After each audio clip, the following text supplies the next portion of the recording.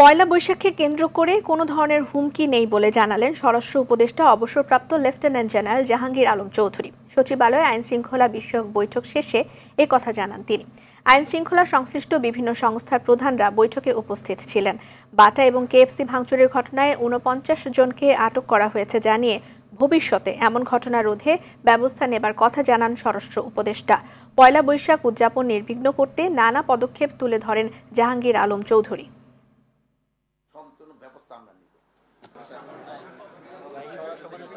আগে থেকে তো আমি বলবো যে এখানে সিকিউরিটি থ্রেট অনেক কম, এই জন্য নিরাপত্তা হয়তো আমরা ওই ক্ষেত্রে হয়তো একটু লিবারেলও করতে হইতে পারে। আবার যদি মনে করি যে সিকিউরিটি থ্রেট আরো বেশি, তা আমরা আবার বাড়াইতে হইতে পারে, যেহেতু সময় তো আছে। এটা তো শুধু ঢাকায় অনুষ্ঠানটা হচ্ছে না, এটা পুরো বাংলাদেশে অনুষ্ঠানটা হচ্ছে।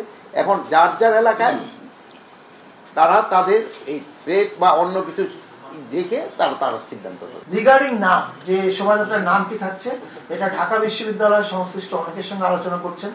তারা আলোচনা করে ওনাদের প্রেস কনফারেন্স আছে 10 তারিখে, ওনারা আপনাদেরকে জানাবেন যে নামটা আসলে কি হবে। এবং চৈত্র সংক্রান্তির দিনে ছুটি ঘোষণা করা হয়েছে যাতে ভিন্ন জাতিগোষ্ঠীর মানুষেরা উৎসব করতে পারেন। এবং ঢাকার শোভাযাত্রাতে এবার শুধু বাঙালি না, আরো 26টা জাতিগোষ্ঠী অংশগ্রহণ করছে। এটা এর আগেও বলছি আমরা।